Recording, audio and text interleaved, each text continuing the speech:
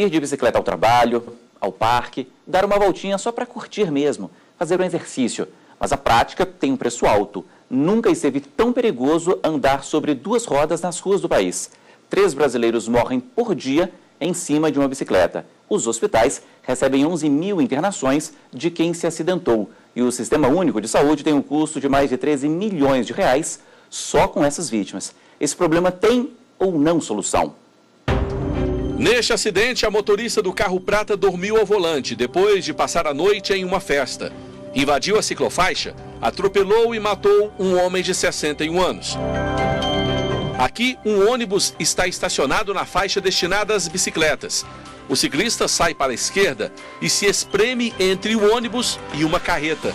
Nos 2 casos, o pior aconteceu, já que a bicicleta é a parte mais fraca nesses encontros acidentais. O que dizem as regras de trânsito? O motorista é sempre o culpado? As respostas agora, no Fórum. O Fórum está no ar.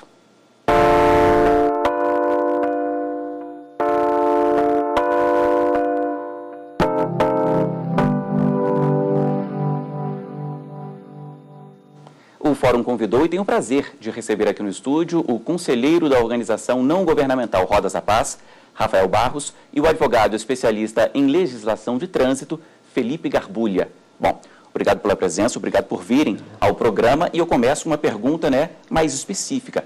O que diz a legislação em relação ao ciclista, à bicicleta? Como é a correlação de forças? Começar pelo Felipe? Desde já eu quero agradecer pelo convite, viu, Paulo, de estar aqui participando desse ilustre programa. Enfim, essa questão aí da relação entre o carro e o ciclista, né, se a gente for analisar todas as legislações brasileiras, tanto no CTB quanto resoluções do CONTRAN, do DETRAN e demais órgãos, a gente vê que tem aí uma relação de sempre o grande proteger o menor, né? Então o carro ele é responsável pela segurança do ciclista, o ciclista ele é responsável pela segurança do pedestre, tá? E tem aí umas relações a serem observadas, como por exemplo aquela distância mínima a ser obedecida do veículo e a bicicleta, que é de 1,5 m, e demais previsões legais também. Quais são os principais problemas hoje, Rafael? Quais são os desafios também? Olha, o maior desafio do ciclista hoje em dia é ganhar o seu espaço na via. Né, é conseguir que esse princípio que o Felipe falou, de que o maior protege o menor, seja de fato respeitado. Né, o trânsito brasileiro ele foi desenhado para dar velocidade ao carro, para dar prioridade ao carro. Então, tem que inverter completamente esses valores que são empregados hoje em dia no trânsito. E tem se tentado implementar novas políticas, mudando muita coisa para que isso aconteça. Quando você fala mudança de cultura, mudança de valores, é diminuir a velocidade das vias, é isso?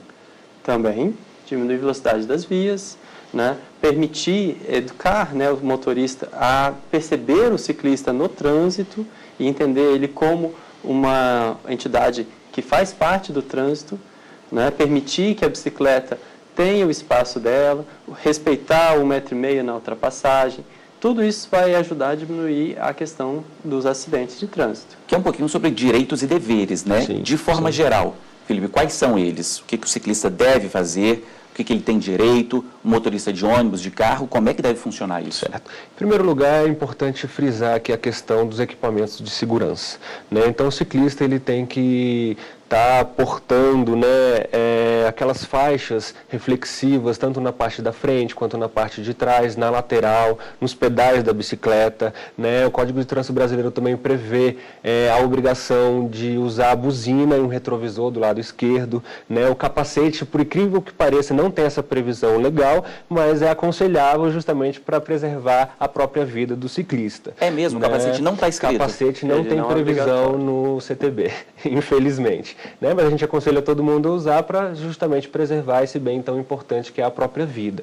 Né? Fora isso, por exemplo, para se transportar, né, uma bicicleta no próprio veículo, né, existe algumas limitações. Por exemplo, se estiver tampando a visibilidade das lanternas e da placa, né, tem que se utilizar uma placa extra, né, à frente, né, das bicicletas que estão sendo transportadas, inclusive com uma régua e novas lanternas, né. Teve uma previsão recente aí do CONTRAN, onde tirou aquela obrigação dos ciclistas que querem transportar a bicicleta no hacker, né, de cima do carro, tirou aquela limitação de altura de 50 centímetros. Né? Então a preocupação atual é apenas com o teto da garagem ou o teto dos viadutos. A bicicleta, ela por muito tempo, ela ainda é, na verdade, o veículo de quem não tem dinheiro nem para pagar a passagem de ônibus.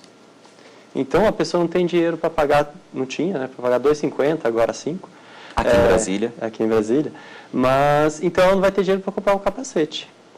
Então a ideia era não desestimular, e nem tinha como, senão você ia chegar numa cidadezinha pequena e ia multar 90% dos ciclistas. Né? Então não colocaram o capacete como órgão, como item essencial. Né? E se você for parar para avaliar também os índices de acidente com cabeça, todo motorista de carro tinha que usar capacete. Agora, qual a diferença de ciclovia para ciclofaixa? A ciclovia é uma faixa segregada para a bicicleta. Ela não está junto com a faixa do carro.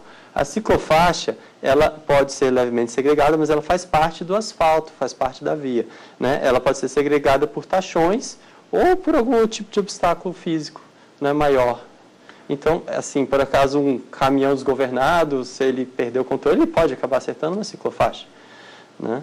Você falava antes, assim, essa questão de incentivar as pessoas a usarem mais a bicicleta. Como é que a gente pode fazer isso? Olha, primeiramente eu vejo que é educação, tá? Atuando desde o início nas escolas, né? Com as crianças, trabalhando a educação do trânsito desde cedo. Outra forma é a estrutura, né? Então, capacitando, trabalhando com as ciclovias, melhorando ciclofaixas, né? Uma cidade é impossível você colocar ciclofaixa em toda ela. Então, a educação no trânsito que convence o motorista a respeitar o ciclista, estando na faixa, porque invariavelmente o ciclista vai ter que entrar na faixa e conviver junto com o carro. Tá? A gente falava sobre responsabilidades. A gente viu aqui na reportagem, no começo do programa, alguns acidentes com morte. Quais são as responsabilidades de cada um? Olha, existe a responsabilidade tanto na esfera administrativa, como existe a responsabilidade na esfera civil e existe também a responsabilidade na esfera criminal. Tá? Uma responsabilidade, ela não exclui a outra.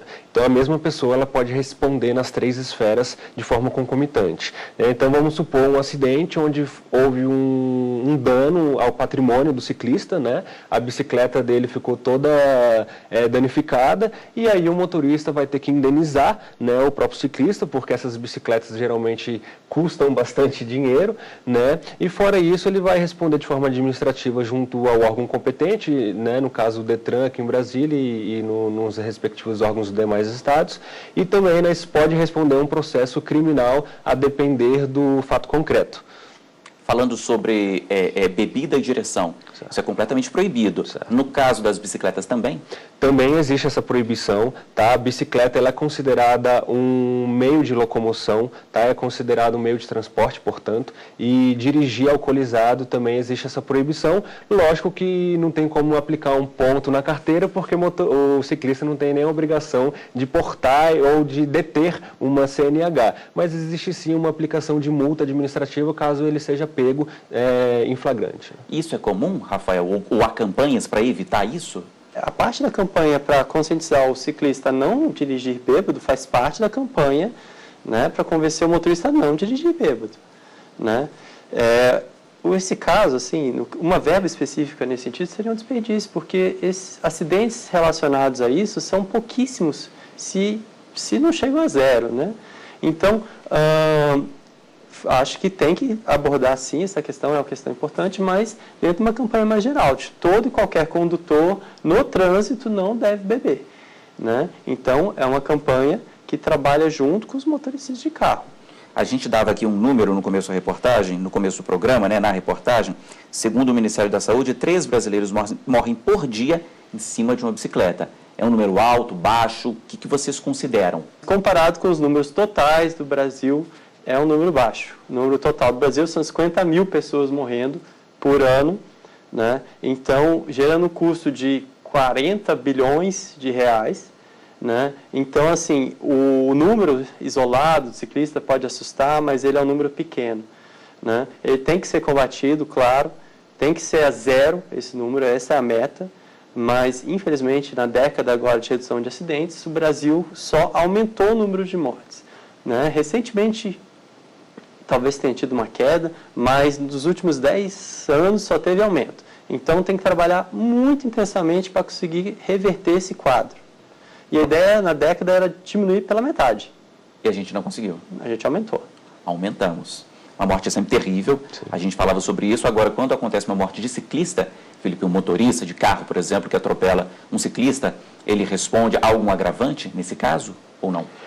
Olha, a análise ela é feita em cada caso concreto, né? Então, existe a possibilidade de ser feita uma instrução processual, né? Às vezes, um testemunha comparecer num processo para falar o que aconteceu de fato. É difícil, sem essas provas testemunhais, às vezes, ou periciais, a gente conseguir indicar com precisão o que aconteceu naquele momento. Até porque, às vezes, o motorista ele pode mentir, falando que, né, não tinha bebido, então a culpa é exclusiva do ciclista, né? Mas realmente aí é algo preocupante, né, com relação a um possível acidente. O motorista, sim, ele responde e, dependendo das circunstâncias do caso concreto, ele pode ser agravado nessa penalidade, como exemplo aí a questão da própria bebida alcoólica. E nesse caso, o que é levado em consideração? A perícia, alguma testemunha? O próprio exame de bafômetro, né, se tiver um tempo hábil, né, o Detran chegar e fazer esse exame.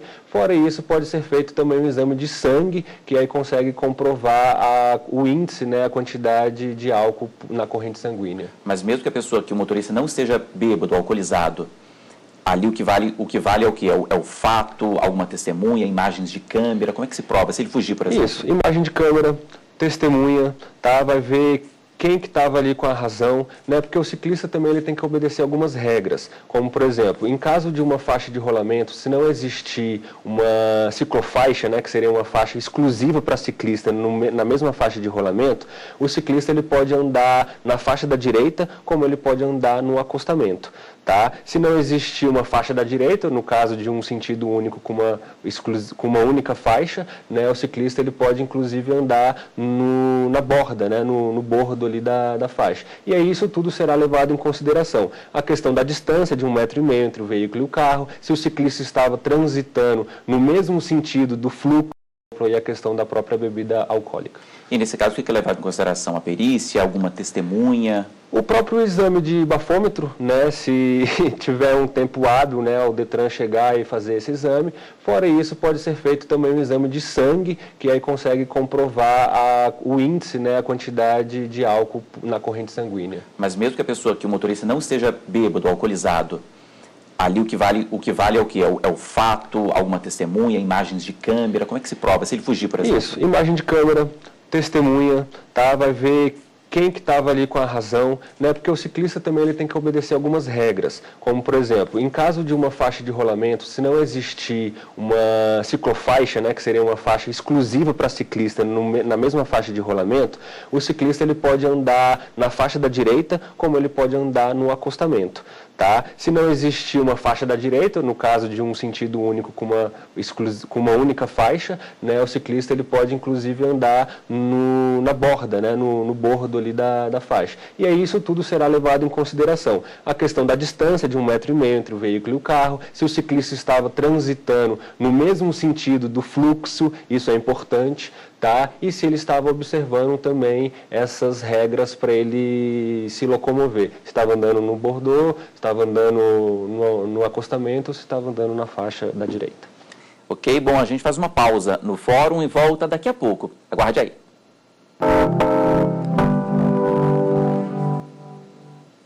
Estamos de volta com o Fórum. Hoje a gente discute o grande número de acidentes e mortes de ciclistas nas ruas e rodovias do Brasil. E a gente terminou o bloco anterior falando do local onde o ciclista deve andar, deve pedalar. E agora há uma discussão em relação a isso, né? Na calçada não pode. ali na pontinha da pista, na beira ali da pista, é perigoso. Onde o ciclista deve andar, se não há ciclovaixa e ciclovia? O que é recomendado?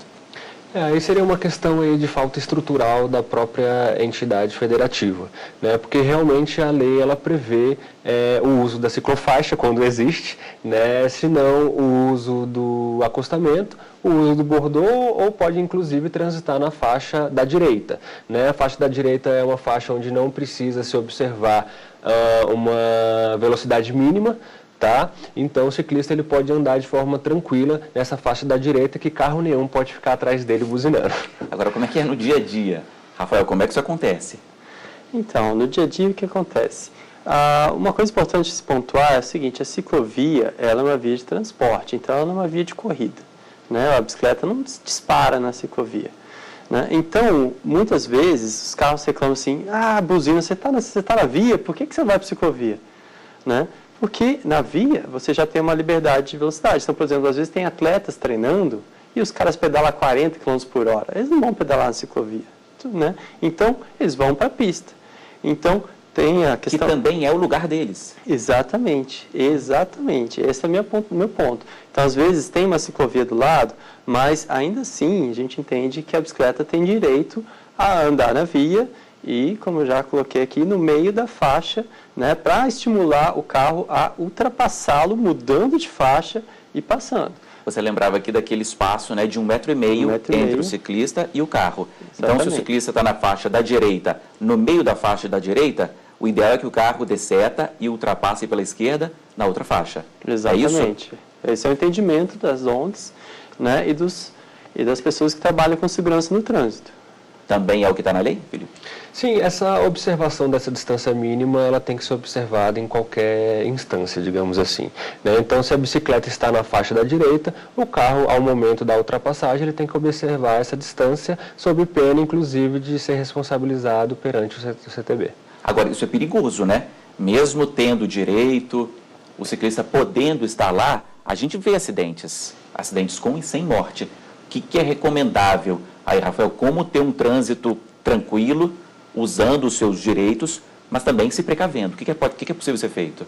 Então, educação e estrutura. E como eu falei, existe uma proposta que é a traffic calming, né, que é acalmar o trânsito, que é a zona 30, por exemplo. Né? Quando você muda a velocidade da via, você muda a possibilidade de morte. Né? Então, com a via a 30 km por hora, você tem uma chance muito menor de você ter um acidente fatal. Né? Uma via um pouco mais rápida, 48 km por hora, a chance de acidente de fatal aumenta muito, aumenta para 80%. E 60%, 60 km por hora é quase 100. Né? Isso, na verdade, o acidente do carro com o pedestre. Né? Então, diminuindo a velocidade das vias, isso interfere muito pouco no tempo de trânsito do carro. E melhora o fluxo, por sinal, porque diminui a distância de frenagem, né, distância segura, e mais carros passam na via. Outra dúvida, calçada é lugar de ciclista? Olha, tem uma previsão no CTB a qual proíbe a circulação de ciclista na calçada. Tá, que o CTB chama de passeio, tá? A calçada seria passeio, então. Tá? O ciclista ele só poderia andar nesse passeio se houver uma autorização expressa e se houver uma sinalização. Ou seja, tem que ter aquela placa que tem aquela bordinha vermelha e o desenho da bicicleta. Se não tiver sinalização e uma autorização expressa da entidade federativa, existe essa proibição do ciclista trafegar pelo passeio. No dia a dia, a gente sabe também que não é o que acontece sempre, né, Rafael? Às vezes o ciclista tem que usar, é assim? Sim. Com o trânsito meio louco que nós temos, né, às vezes nem todo ciclista tem coragem de usar a via para transitar, né, e às vezes com motivo. Então, muitas vezes o ciclista ele anda na calçada, às vezes até se joga na grama, aí corre risco de capotar num buraco de planta e se machucar mesmo. E aí, quando eu vejo que o ciclista vai para a calçada, ele tem que respeitar aquela máxima, que é a máxima do CTB, que é o maior protege o menor. Então, o ciclista tem que ter todo respeito perante o pedestre. Andar devagar, calçada. Então, se tiver na calçada, é menos velocidade ainda, né? Mais devagar, respeitando o ciclista, o pedestre, observando para onde o pedestre vai, dando uma buzinadinha muito educada, né? para avisar que está passando. Oi, com licença, desculpa incomodar, né? É uma coisa nesse sentido. E aí vale o mesmo raciocínio, né? O carro protege o ciclista e o ciclista e o pedestre. Sim. Agora, se houver um acidente, por exemplo, o ciclista responde? No caso, o ciclista é pedestre? Sim, existe essa responsabilidade também. Se o ciclista atropelar um pedestre, ele responde também na esfera civil, né? Se houver uma lesão, alguma coisa nesse sentido, pode responder até na esfera criminal e também na esfera administrativa, a depender do caso. Um outro ponto importante, a gente vê muita motocicleta trafegando ali no corredor, entre os dois carros. O ciclista pode fazer isso? É recomendável? Não é? Como é que funciona?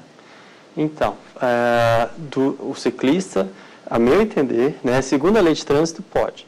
O ciclista ele deve só passar quando o trânsito está parado, né, a meu ver. Então, trafegar durante o fluxo, no meio ali, nunca. Nunca. Só com os carros parados. Isso, só para passar com os carros parados e se posicionar, por exemplo, eu como ciclista, às vezes eu me posiciono na frente do semáforo para os carros me verem, eles terem noção que eu estou lá e me respeitarem, entende? Mas durante o fluxo, andando com bicicleta no meio, nem moto deveria poder andar, né? E é isso que a lei determina?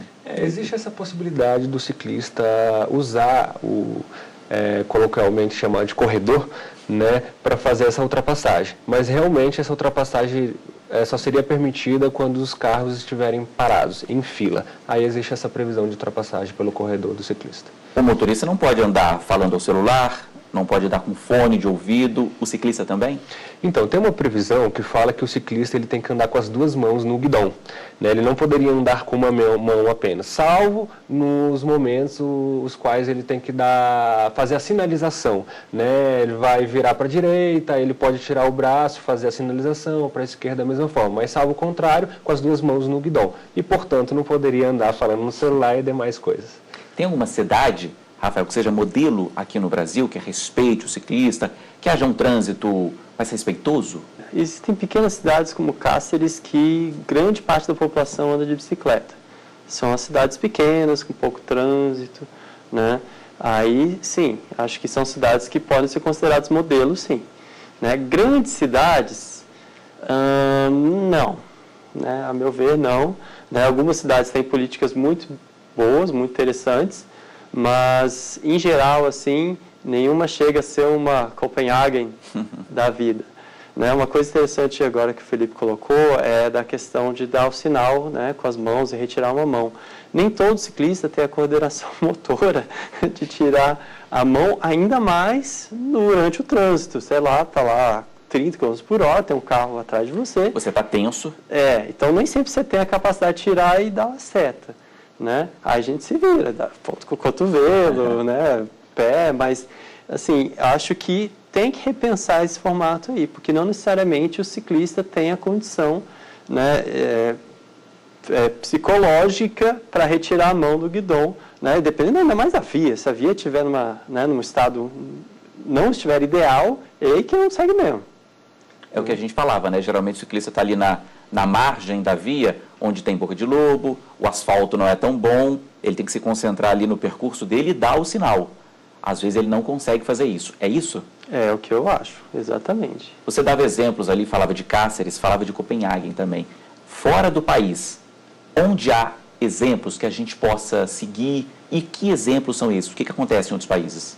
Sabe por que a Holanda se tornou uma potência da bicicleta? Porque eles perceberam que a maior causa de mortes das crianças deles era acidente de trânsito. E eles falaram, não, isso não dá. Isso foi lá pelos anos 70. Então eles resolveram reformular todo o trânsito do país, todo o trânsito das cidades, e isso, né, diminuiu o número de mortes, criou todo aquele fenômeno, né, de saúde, que a bicicleta traz, diminuição no trânsito, né? E isso muda não só o trânsito, muda a cidade inteira. Né? O ciclista, quando ele está transitando, ele vê as lojas, ele vê as pessoas, ele vê a natureza, né? Ele respira o ar, se for, né, dependendo, pode ser um pouco mais puro ou não, dependendo da via, né? Mas ele está fazendo uma atividade física. Então, a cidade muda, elas estão uma cidade mais humana, mais segura, para as pessoas. Então, isso é importante observar que o trânsito ele tem um fator muito importante no desenvolvimento da cidade. Tanto que a gente vê cidades de beira de estrada que crescem em torno da BR e as pessoas atravessam de noite e são, né, atropeladas. Muitas vezes. Né? Então, diminuir, né, o número de mortes de crianças, né, e no Brasil podemos diminuir, olha só, 50 mil mortes, salvar 40 bilhões de reais, que seria um valor que é muito maior do que vários valores aí que buscam ser economizados a partir de projetos de lei. Bom, a gente tem mais um minutinho aqui de programa, eu queria o recado final de cada um de vocês. O que é mais importante? O que fica de lição, Felipe? Eu acho que o principal ponto aí que falta é uma questão mais estrutural mesmo, né? O próprio CTB, ele prevê, né, que todas as entidades federativas devem promover e desenvolver, né, a circulação e a segurança dos ciclistas. Então falta aí, às vezes, verbo, às vezes efetivo, às vezes falta de vontade de pegar uma verba pública e investir aí nas ciclofaixas, nas ciclovias e numa estrutura melhor para o ciclista. Acho que o problema maior seria estrutural mesmo. Você, Rafael?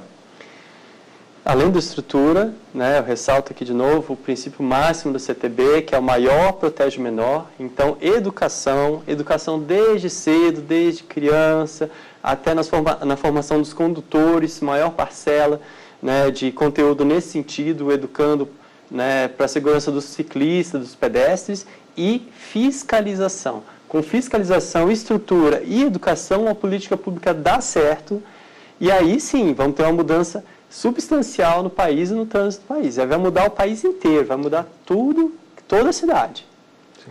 Ok, bom, e assim a gente encerra o fórum de hoje. Mais uma vez, eu agradeço ao conselheiro da organização não governamental Rodas da Paz, o Rafael Barros, e ao advogado especialista em legislação de trânsito, Felipe Garbulha. Obrigado também a você que nos acompanhou aqui hoje. Você pode rever este nosso programa pela internet. Acesse aí, tvjustiça.jus.br. Para entrar em contato conosco, mande um e-mail, forum@stf.jus.br. Um abraço